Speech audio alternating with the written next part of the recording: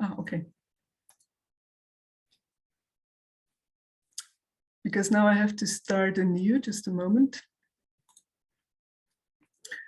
So I will speak today of the Circum-Aegean world, and when I say Circum-Aegean, I do not mean only the Aegean islands and the coastal areas directly next to the sea, but I also include some of the hinterland. In the western part, it's the range of the Pindos Taygetos mountains. In the north, it's the Rhodope mountains. In the east is, of course, the Anatolian plateau, and in the south is included the island of Crete. The center of this Circum-Aegean world is more or less 1,500 kilometers far away from the core area of the Fertile Crescent, where the so-called revolution, Neolithic revolution happened, and still some 500 kilometers far away from central Anatolia, where the first Neolithisation Zone has been recognized. And with this, it's too far away for being an integral part of the Neolithization process going on in the Near East, but still close enough to maintain direct, indirect contacts, especially maybe so with the coastal areas of Anatolia. I will start the journey through the Aegean Sea from Thessaly, and that's also where I started my investigations as a PhD student. And I had the great privilege to be entrusted with the Neolithic levels from the Argisa Magula for my PhD work, and also I had a great opportunity to visit many of the sites of Neolithic Magules, tell sites in Thessaly and beyond, and to have a look not only at the sites themselves, but also at materials from there, both from museums and from different collections. So it was in 1956 that Milotic discovered in Argisa Magula an apparently ceramic devoid level, which he calls a pre-ceramic level, and created a so-called pre-ceramic period around it. And this he did under the impression of the newly reported PPN in Jericho by Crescent Canyon in the early 1950s. His ideas were welcomed by Dimitrios Theocharis, who helped the discovery of Milotic to become a breakthrough, as he confirmed the existence of pre-ceramic layers not only in Sesklo, where he excavated just a few months after the excavations in Argisa, but also at the other 4 early Neolithic settlements he excavated thereafter. Nevertheless, their views on the Neolithization process in the Aegean, in Thessaly, were very different. They never proposed and never suggested a precise narrative or a detailed narrative of the Neolithization process, but Milotic emphasized a bit more the connections with the pre-pottery Neolithic in the Near East. And Theocharis' view was a bit contradictory, in that he emphasized the continuity from the Mesolithic into the Neolithic, and also mentioning some maritime contacts.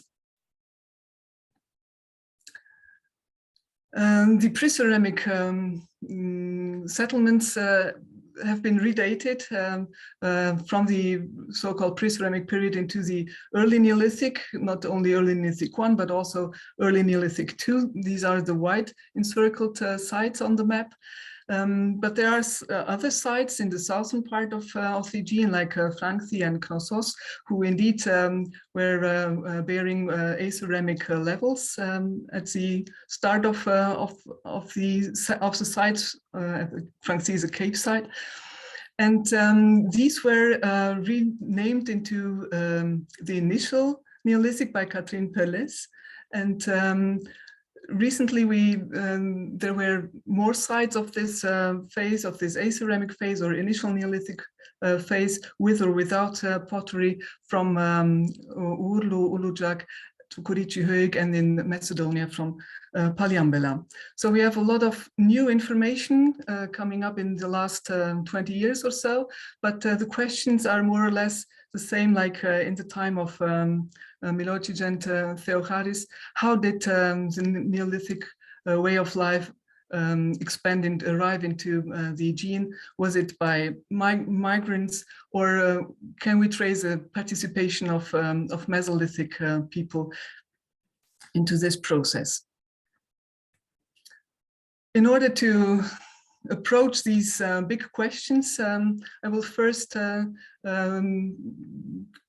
present a detailed chronological framework. As Chidem already said, this is the skeleton of my work and also of the paper today. And then I will put some flesh on the bones, on the skeleton, and approach the question with another question. If there is a third option unthinkable, if we can surpass this binary view of either Mesolithic or Neolithic. And in doing so, I will present some evidence for innovations that we usually connect to the Neolithic, but in Mesolithic context. Also, I will try to trace some evidence for traditions from the Mesolithic in Neolithic context. And I will make a brief excursus into genetics and sociology, just to better understand what the concepts of migration, mobility, and motility are concerned with. And I will present a critical review of the concept of the Neolithic package. And in the third part of my talk, I will present some results we have obtained together with Dr. Yorgos Tufeksis from the F-Rate of Antiquities in Larissa within our new project. And of course, at the end, some conclusions. So the main narrative of how the Neolithic way of life expanded into the Aegean is that of migration and of people moving from the east to the west. Recently, Mehmet Özdoğan summed his view up in an article from 2019. And according to this view, between 7,300 and 6,600 from the core area, there was a wave of expansion into the Aegean sphere. And just shortly later, around 6,400, that's the lower map here, he could trace a rapid and massive expansion of the Neolithic way of life into many different directions. So the Neolithic package was reaching the different parts of the Aegean and of southeastern Europe around 7,200, 6,600, and later on. When going a bit into detail into the topography of Anatolia, we have to notice that the steep Taurus mountains are separating the southern part of Anatolia, and especially the Mediterranean part of Anatolia, from the northern one. And here in the southern part, in the area of the Fertile Crescent, we have the earliest signs of the Neolithic way of life, as you all know. And only much later, around 8,600, or according to the new dates Douglas Baird presented 2 weeks ago, around 9,000 BC, the Neolithic way of life reached central Anatolia. But what about the coastal plains south of the Taurus Mountains? And here the rhythm of the Neolithic is a bit different from the central part or from the eastern part. And we have here the sites of Yumuktepe in the Adana region and a cluster of sites in the Antalya region. And those from the Yumuktepe from Mersin were published by Isabella Caneva, and she decided for a different terminology. with the terms of early Neolithic that started according to the modeled dates around 6,800 BC, the Middle Neolithic around 6,300 starting, and then the Late Neolithic after 6,000. There might be a bit of a problem in these in the oldest dates. It's not the problem of the dates, but the problem of the calibration curve, which in this part is very flat, and all dates around 8,000 BP. They seem to date very early, around 7,000, between 7,000 BC and 6,600. BC, but when modeling them, we can reach, as I have shown before, much better results. Also from the Anatolia region, from A-Changin, we have some very early dates. I must say from the beginning that these are seeds that were not found in context, but in epipaleolithic levels, but still they present the same situation, that they apparently cover a large time span between 7,000 and 6,600, but according to their medians, they can be better placed around 6,800, 6,900 BC. So in the southern part of Anatolia, in the Mediterranean part of Anatolia, we have these areas where the Neolithic starts only in the 7th millennium, 6,800 or a bit earlier, a bit later. But the moment these coastal sites appeared, there is another cluster of sites north of Beldibi, Belbasche, Karain, and A-Changin. And the oldest sites from this cluster are Bademach and Höyjek, followed by Hajular and Kuruçay. And it seems that the Neolithic way of life was not crossing the steep mountains of the Taurus from east to west, but rather penetrating from the southern coastal areas along the river valleys into the north. And here the dates are starting around 6,500, 6,400, maybe one date is a bit older from Bademach. The moment these dates are, the moment these sites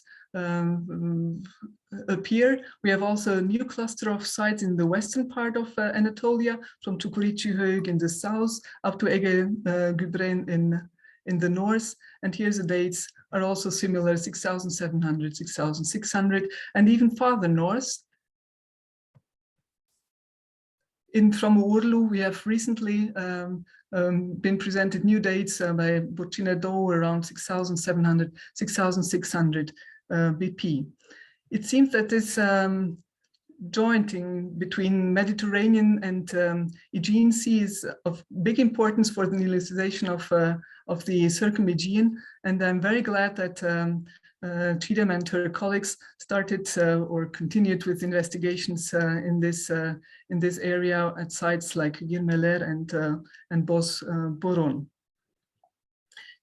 Yet sometimes you can read that the Neolithic in the Aegean started around 7,000 BC, and this has indeed to do with, again, this flat portion in the calibration curve. And when we have a look at the dates from Ulujak, phase 6, they seem to fall indeed between 7,000 and 6,600, as I said before, but these are only the dates on charcoal. The dates on seeds, they deliver much better results, and the short-lived seeds between 6,700 something and 6,500, and we can even model these dates, and the results are really very precise and very trustworthy. So the Neolithic there started between 6,700, 6,500 BC, and these results, they fit very well with the new dates presented by Barbara Horeš and Bernhard Weniger from Çukurçay, from phases 13 to 12. And they also, their results are that the site started to be inhabited around 6,700 BC. So we have different kinds of qualities in the dates. We have on the one hand dates on charcoal samples that are long-lived and can be used only as a terminus postquem, often written only as TPQ. And we have the really very good dates on short-lived samples like seeds and also animal bones, and they can serve as a terminus aquo, not to confuse with terminus antequem, which is shortened as TAQ. So I always write TA quo, so this, to make this difference clear. So we have here from the Western Anatolian coast, Eastern Aegean, very precise and good dates around 6,700. And around that time, maybe a bit later, the Neolithic starts in the Southern Aegean, in sites like Knossos and the Franxi Cave, and the dates from Knossos are self-speaking here. They were published in 2017 by Duca and Evstratiu. And also the dates from Franxi have been recently obtained on behalf of seeds, of domesticated seeds. Like every cave, also the Franxi Cave has suffered from later disturbances. And so I selected for this presentation only the dates from trench FA North, because here in FA North and FA South, in the Even North is the upper table, Even South the lower table, because here the contexts were quite reliable. There were the 4 dates were obtained on 2 seeds, and 2 of them can be combined, resulting in 6,600 calibrated BC, and they are from the mixed level, mix between Mesolithic, Neolithic. I will show that later on a map. And the other 2 dates cannot be, although on the same seeds, cannot be combined. So it's either 6,600 or 6,500. But what is also very apparent is this huge gap between 6,500 and 5,500, or even later in Knossos, and between 6,500 and something like 6,000, 5,900 in Franxi.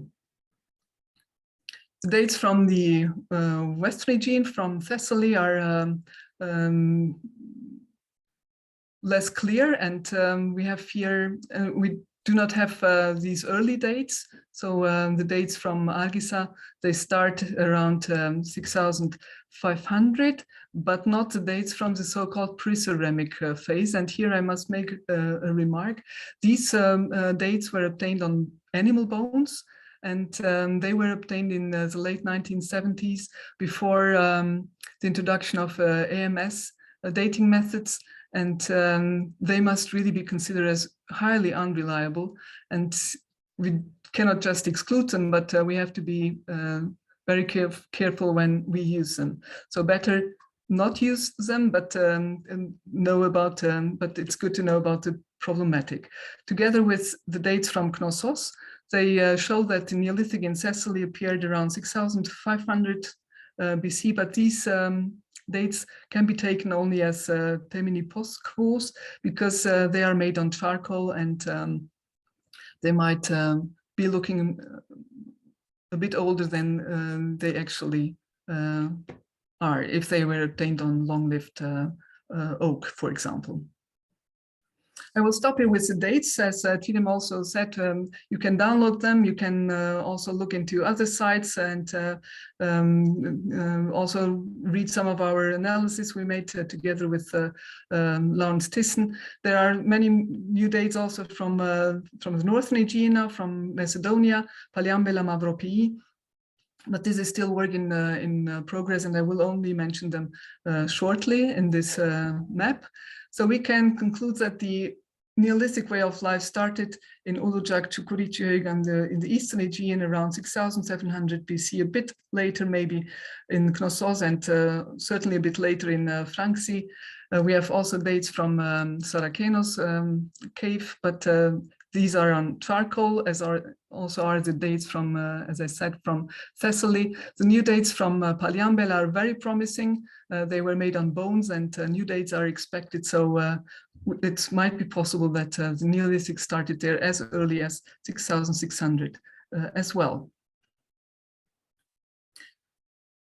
So we are on equal terms regarding the absolute chronology in the eastern and in the western Aegean, but the relative chronological terminology is quite different, as you all know. So what is called early Neolithic in the western Aegean terminology is late Neolithic in the eastern. What is called middle Neolithic in the west is called early Chalcolithic in the east. I'm not so optimistic to think that we will soon have a joint terminology, Circum-Aegean terminology, but I think it would be helpful in the end. And this is also true for the Mesolithic and the Epipaleolithic. And I agree with Adamantio Samson that we should use the term Aegean Mesolithic, because Mesolithic populations, Mesolithic people differ from Paleolithic. It's not just a continuation of same practices from the Paleolithic into the Mesolithic. Mesolithic people had more specialized ways of acquiring foods, and they had different and more complex networks and different raw materials they used. So yes, I think we should use the term Mesolithic rather than Epipaleolithic.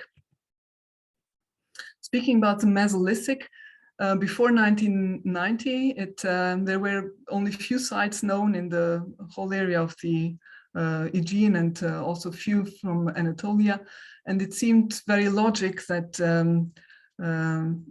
Neolithic, early Neolithic peasants brought the Neolithic package with them and settled down in the Aegean. But this picture has changed tremendously after 1990, because many new sites were discovered, especially in the western part of the Aegean, but also lately in the eastern part, like what I mentioned already, Bos, Boron and Girmeler, and now also late Paleolithic sites appeared in near Bergama and in the Karaburun project led by Cilingirolu. So apart from the sites in Western Greece, west of the Pindos Mountains, we can see that most of these Mesolithic sites are appearing in more or less clusters or in groups, or many of them appear in the same regions in which later the early Neolithic sites also appear. And I will address now three of these cave stratigraphies where new results have been produced. And we will start with Franxi Cave. And I will speak here of mainly the archaeobotany from this cave, and especially presenting the legumes and the grains from this cave. There is, again, I rely on the dates from Trench FAN, as also Asuti presented in the paper together with colleagues. And here they published this nice and telling profile with blue color are the Mesolithic levels assigned, but also X1 is also assigned to the final Mesolithic. The dates are calibrated BP, so we should read them as the Mesolithic dates, Mesolithic starting around 8,800 until 6,700. The upper brownish colors are the levels of the Neolithic, and they are separated and they are dated between 6,100 and 4,000, and they are separated by two levels called X1 and X2, which I will present in a minute. But first, the results of Asuti for the Mesolithic part of the stratigraphy. She mentions that the focus of forages was on almonds and terebinth nuts, but also on large seeded annuals, including oats, barley, and lentils. So the emphasis of the forages fishermen is on protein-rich nuts, wild legumes, and wild barley. And this coincides well with what Julie Hansen had found out already in 1991. Her zone 6 corresponds to the layer X2 of the initial Neolithic. And unfortunately, there were almost no archaeobotanical remains found in this layer. And she deplores not only the scarcity of archaeobotanical finds, but also of any other archaeological material. And she envisages, together with the excavators Jacobsen and also with Ferrand, that a hiatus of at least 500 years must be placed between the layers X1 and Y1. So exactly during the time of the initial Neolithic in Franxi. I will insist a bit on these levels because I think it's important to realize that these domesticated seeds were found at the transition from level X1 to X2. So in fact, they were connected to the Mesolithic level, some of them, or lying directly on top of the Mesolithic level. And they were dated, as I've shown before, to 6,600, 6,500 BC.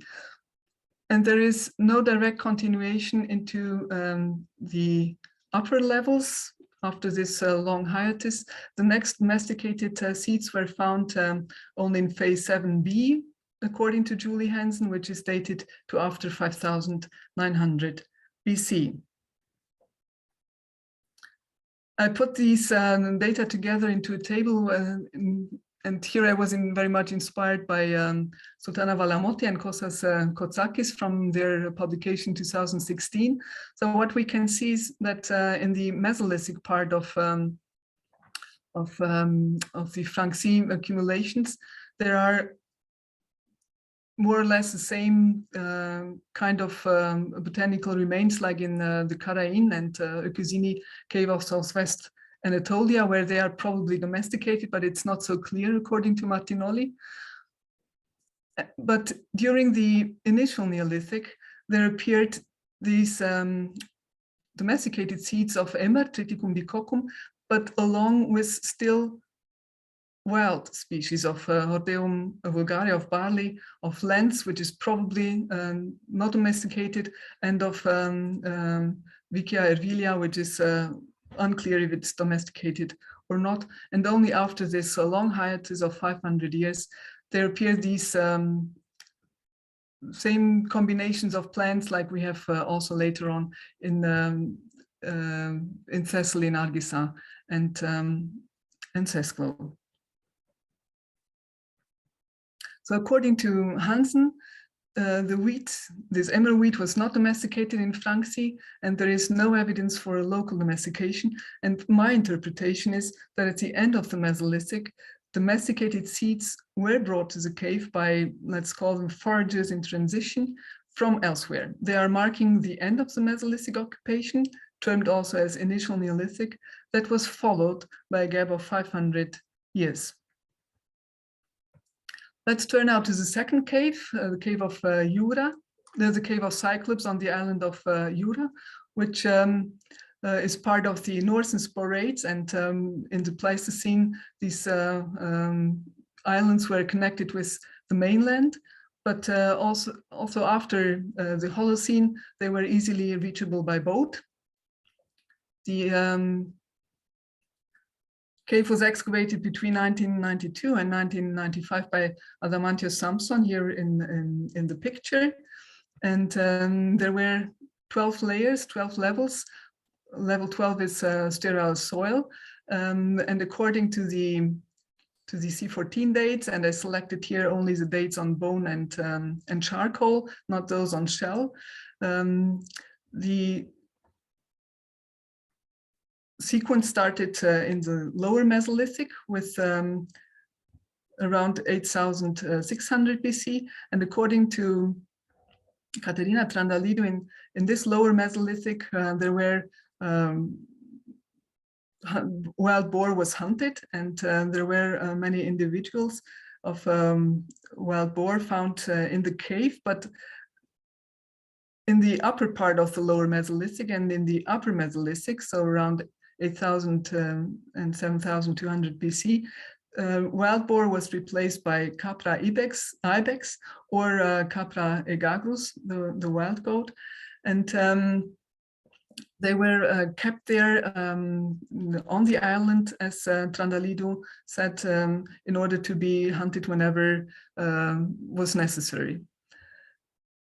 The bones of goat from the early Neolithic and from the middle Neolithic are clearly domesticated, and they are of another species than those that were found before.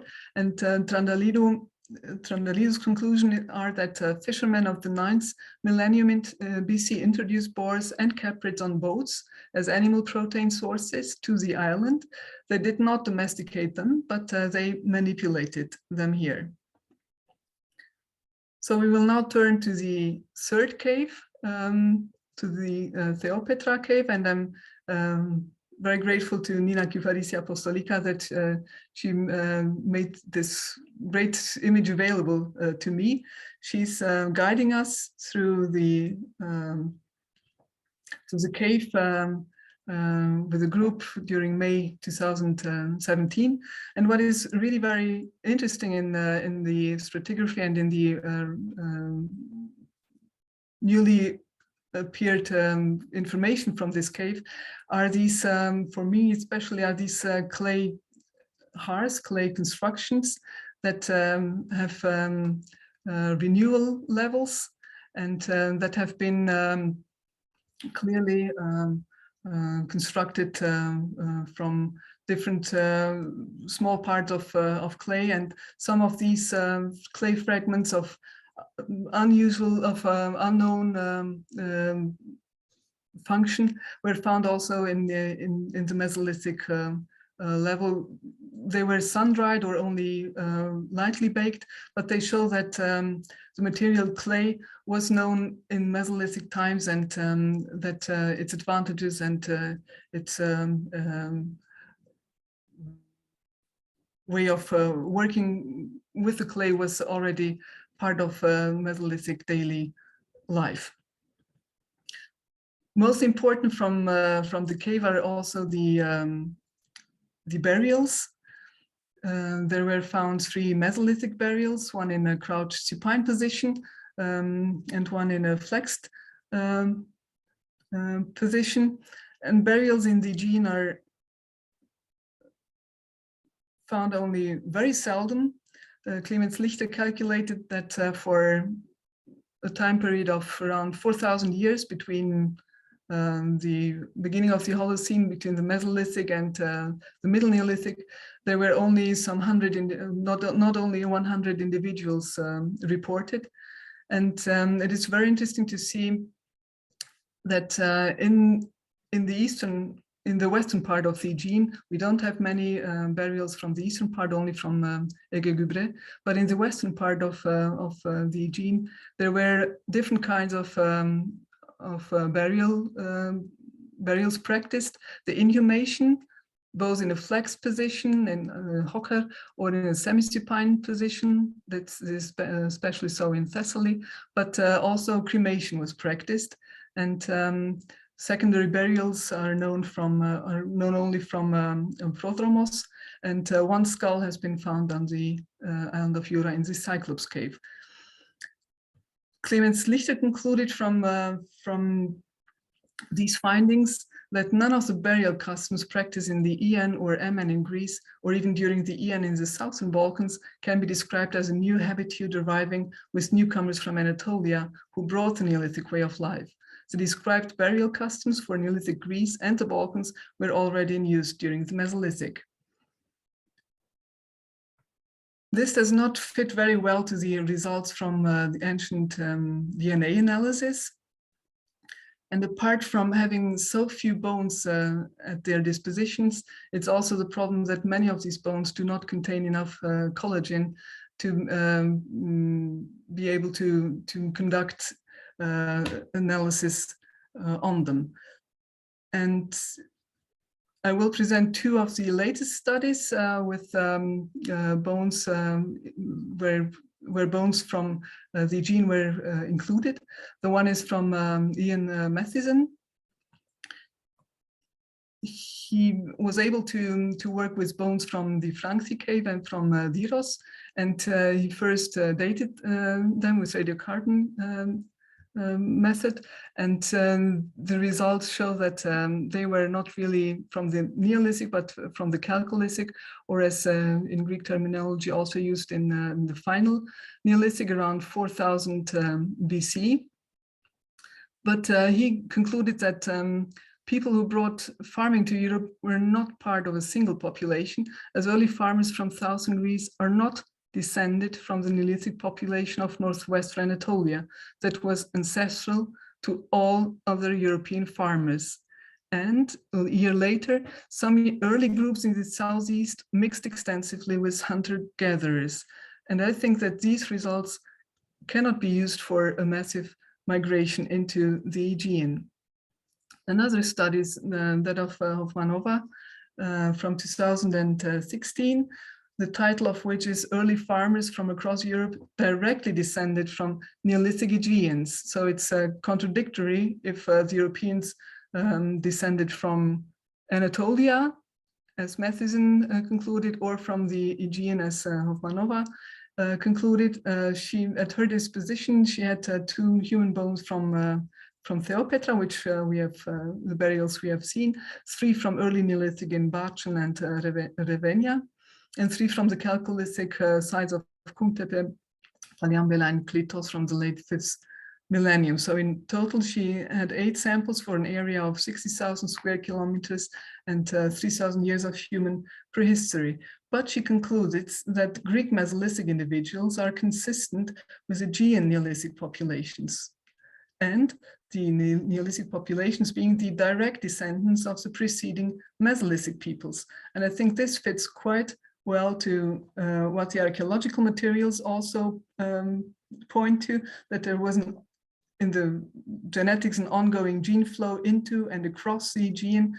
And I think at this point, maybe it would be necessary to define to look into the concepts of and into the terminology of what is meant with genetic flow, genetic migration, migration in general, and also colonization. And these are the narratives we as archaeologists are using: colonization, and we probably mean that people move into a largely unpopulated area; migration or endemic diffusions with immigrants replacing local populations. But attention, in archaeology, we mean a fast movement over a few decades, but in genetics, there is always involved a long-lasting migration of genes, a gene flow of several hundreds of years.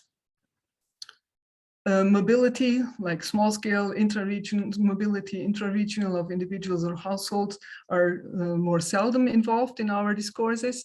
And I had a look into sociology, how the conceptualization of these terms have been presented there. And according to them, colonization means that people are sent by an advanced political system for settling in a distant area, whereas migration is considered as a mass movement that starts with small pioneer groups that are followed by bigger groups. But the number of immigrants is usually, or almost always, smaller than the local population, and they consider migration as an extreme kind of mobility. So the general picture, the general term is that of mobility. And within mobility, they differentiate between geographic mobility of individuals and or of small groups of people, or a social mobility of individuals. And this social mobility has also been termed as motility, a term coined by Abbott in 1966. And according to her, mobility is a structural property, whereas motility, a property of individuals relative to that structure. And this notion has been forgotten for many decades, but in 2004, Kaufmann and his co-authors presented again a study on motility as a capacity of being mobile in both social and geographical space. And I used this word as a theoretical background for an article from 2018, where I tried to show the ability of hunter-gatherer fishers to implement innovations and transform into early farmers. But this kind of social change has not been exhaustively studied in the context of the Neolithization process in the Aegean, where change is often perceived as cultural transfer, a replacement of Mesolithic culture by Neolithic culture through migration or colonization. And this is the moment where we should have a closer look into the Neolithic package. I'm not very fond of creating such tables, and we will not have the time to discuss them now in detail. But what I want to show is that items collected into the Neolithic package are always only a small part of the total. So there are many things, or as many things as they are included, are sometimes also excluded. That's the second table here, and everything what I've highlighted in red color has, to my knowledge, not been discussed in the Neolithic package discussions. The other thing that I want to point to is the context of these items, as far as I could trace them back in Thessaly or in sites from the Western Aegean. Namely, they do not occur at this altogether at a certain moment, but they cover a wide range of many centuries, from the early Neolithic one up to the Middle Neolithic. And my critique to this package is that it's not a combination of contemporaneous elements, but it is a palimpsest of 600 years of continuous change. The package reflects a final stage and not an initial stage. And far more importance is assigned to artifacts than to intangible values of great temporal depth, such as funerary rites or the maintenance of exchange networks. And the spread of innovations is generally linked to the spread of populations, but the innovation theory is much more complex, and I still could recommend the book of Everett Rogers, who discusses diffusion of innovations. It's already from the 1960s, but it's still very interesting to read.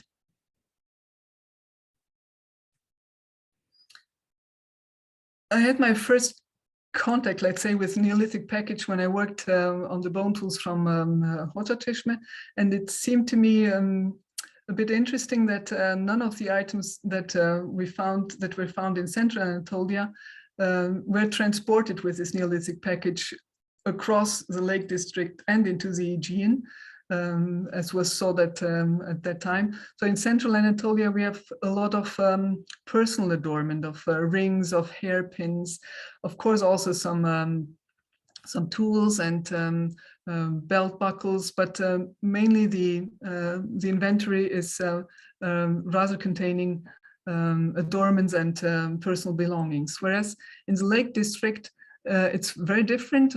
We have belt buckles there as well, and even a figurine carved out of bone. But the inventory there is based mainly on bone spoons and on tools in general. When turning into to Thessaly, it's again a very different kind of combination, with no personal adornments as far as the early Neolithic is concerned, but with a lot of implements and polishers and conspicuous lack of spoons.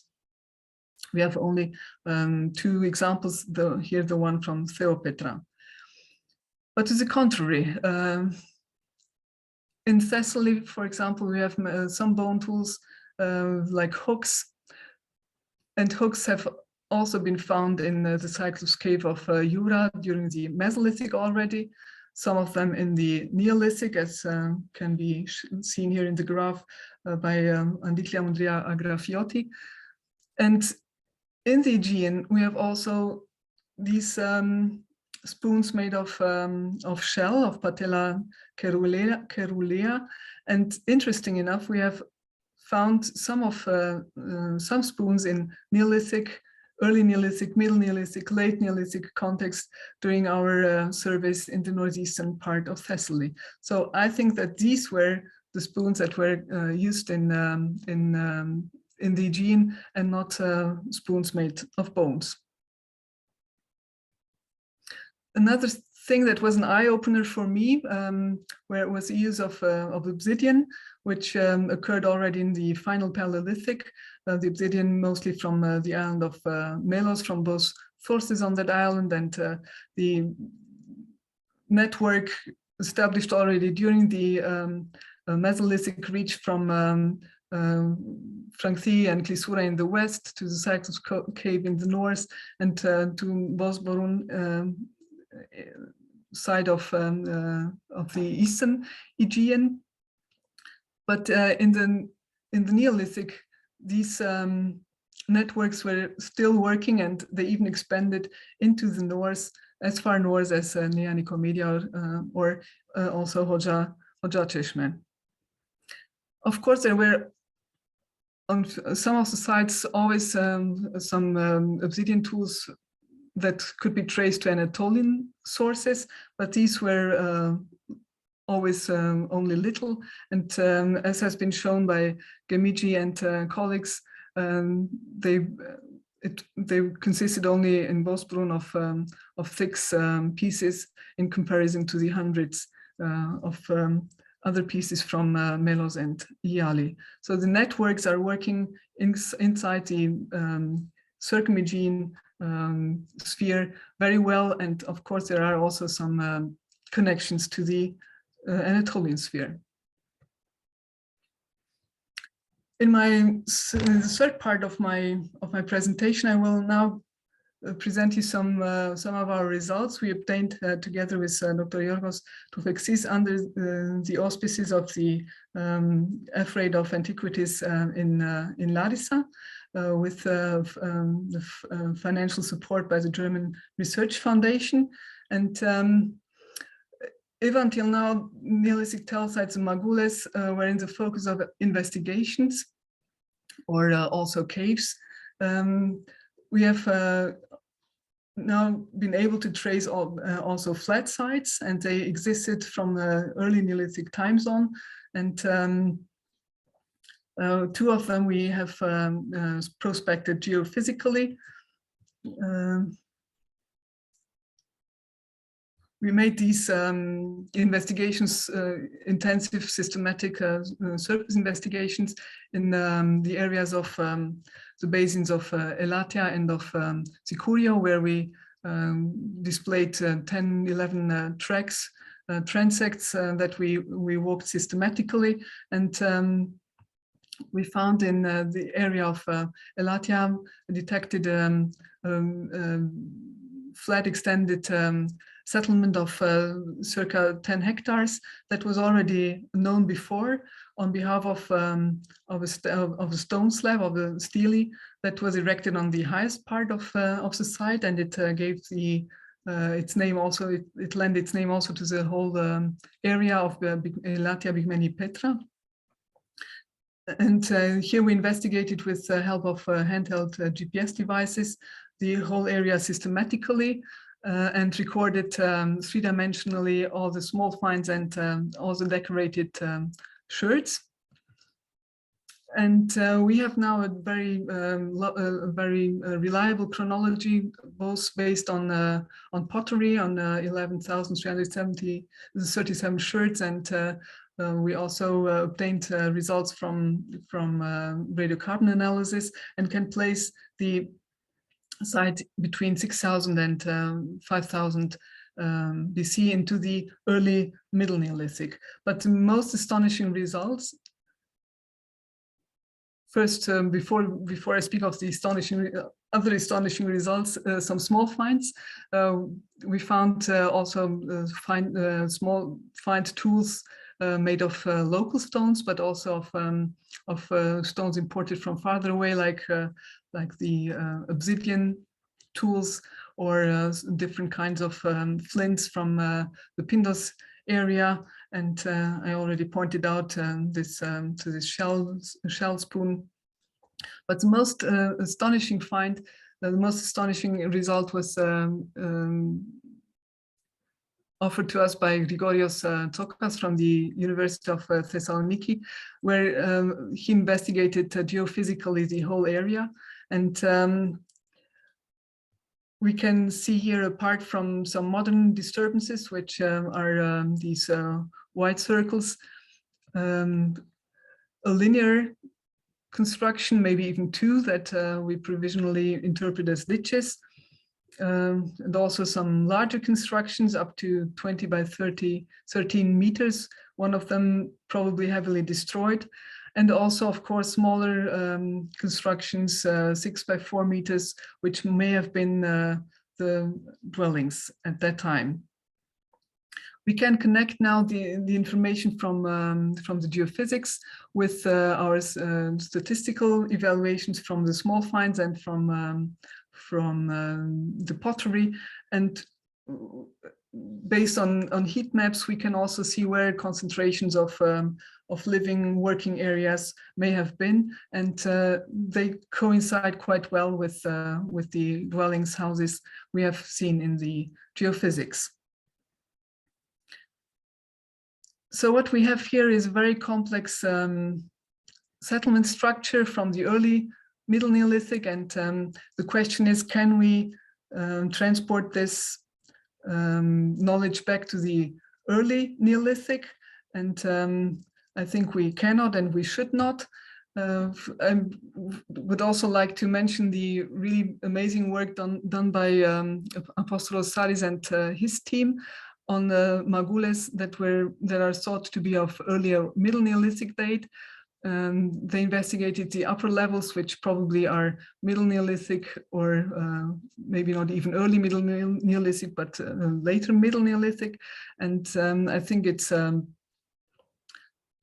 that these complex settlement patterns with their main general features of ditches, interrupted or fragmentary, freestanding houses, open spaces, that these kind of settlement patterns, they cannot be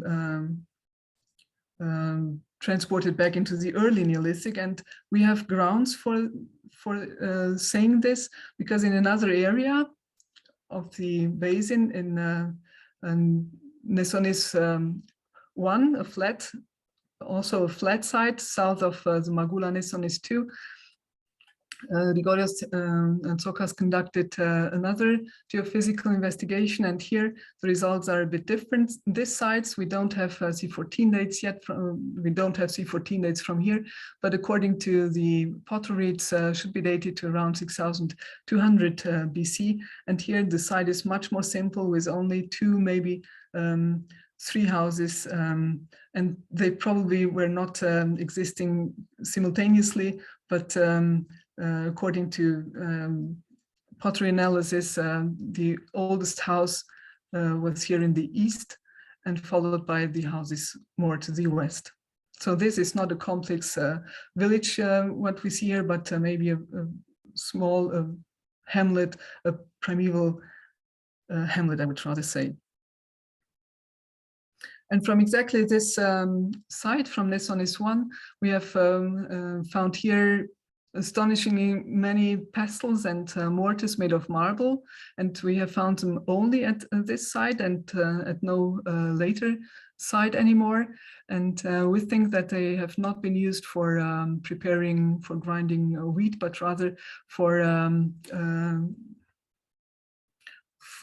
treating wild plants and herbs, like we would also do with a mortar nowadays. Another situation, another situation we have met at the fringes of the hills. These blue spots are indicating stones that were covered with few or with more cup marks, and we are just about to investigate them. We still don't know how to date them and what they were exactly used for, but a comparison with Paliambela and bedrock mortars that were found in the lowest level of Paljambela, dated to the initial Neolithic, probably around 6,600, if not earlier, seem to be a good comparison for these cup-marked stones, or maybe also bedrock mortars. And it seems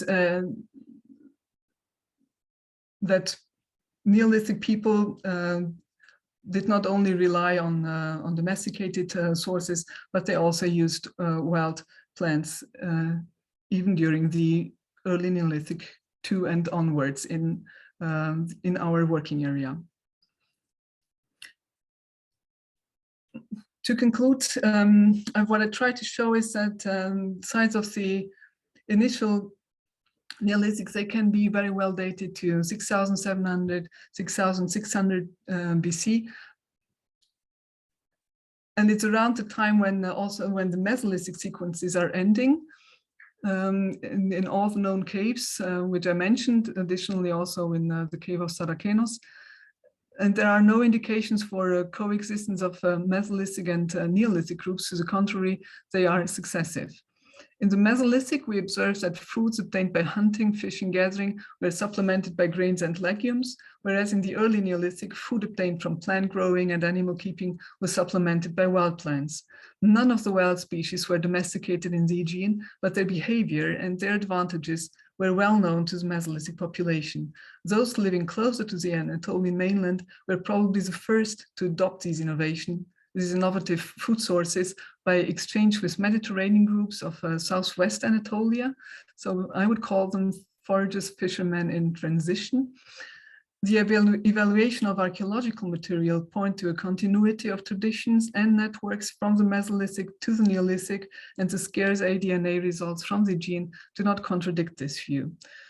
So the exchange of raw materials, innovations, knowledge, practices, and certainly also genes intensifies after 6,600 BC. So I think that the 7th millennium in the BC in the Aegean has been a time of cultural and of social change, and not of replacement. And geographical mobility and also social motility may have been the driving forces of these changes. And I think that the challenge for prehistoric people may have been keeping traditions and implementing innovations, but the challenge for us prehistoric archaeologists is to track traditions from the Mesolithic and acknowledge innovations of the Neolithic. And in this respect, I think in the end, the different positions I spoke of in the beginning, one emphasizing change, the other continuity, are not really contradictory, but rather complementary. And with this, I thank you for your time and for your attention.